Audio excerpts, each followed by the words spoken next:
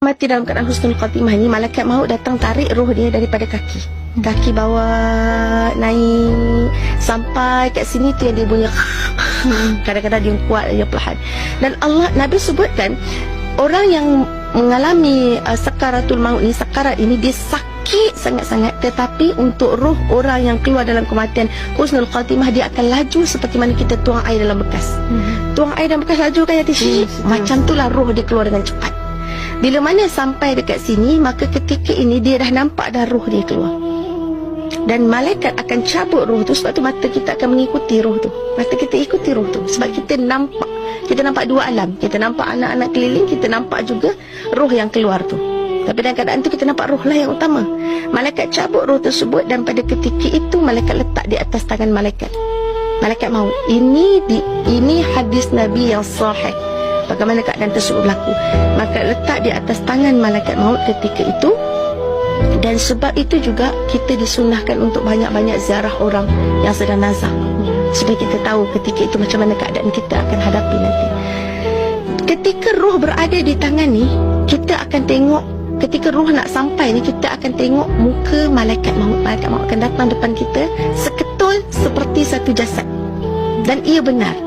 Kalau kita duduk kat belakang, orang ada lalu belakang pun kita dah rasa macam siapa ni, kita pun dah rasa semacam ini kan satu malaikat jasad datang depan kita, bagi tahu yang dia nak ambil nyawa kita atas perintah Allah. Macam mana keadaan kita, tubuh kita ketika itu.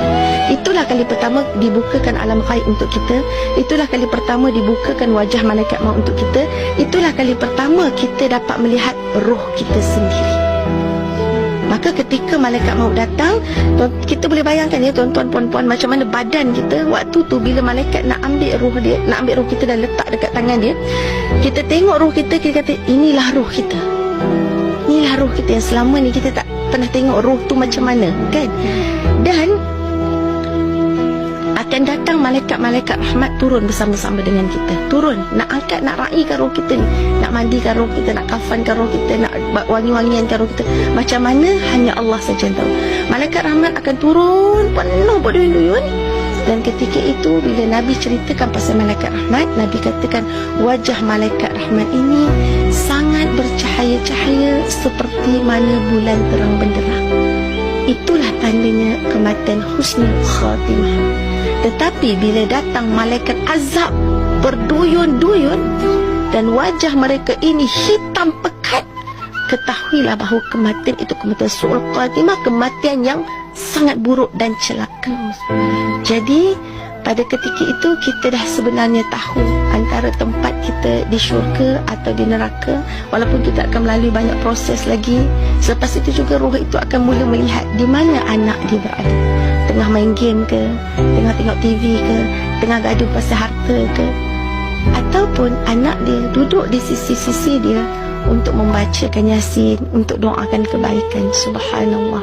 Jadi apa pesanan ustazah pada ketika kita nampak keadaan itu sebenarnya dah tak berguna dah, kan dah tak boleh patah balik dah, pintu taubat pun dah tertutup, dah nampak roh kita sendiri dah pun. Kita mungkin menyangka benda tu mimpi, tapi itulah kebenaran permulaan kehidupan. Jadi bagaimana kita nak hadapi keadaan kematian yang ustazah masih bercakap di sini belum mati, orang lain yang masih mendengar belum mati, orang lain dah pergi dah rasa dah kematian tu macam mana. Jadi bersedia mulai hari ini, ubah planning hidup kita. Kalau selama ni gaduh, berbaloi ke bergaduh besar untuk duduk simpan dalam neraka? Berbaloi ke untuk ucap benda-benda kotor, pukul isteri tengking suami, anak biadab dengan mak ayah, zakat kedekut nak keluar untuk kita dibakar dalam api neraka? Belum cakap pasal bakar, baru nak ambil nyawa pun dalam keadaan azab. Sangat tak berbaloi, kan? Jadi mulai hari ini azam untuk jadi orang baik, orang soleh. Saya bukan orang baik, tapi saya nak jadi lebih baik di sisi Allah. Bantu saya, Allah bantu saya, bantu saya.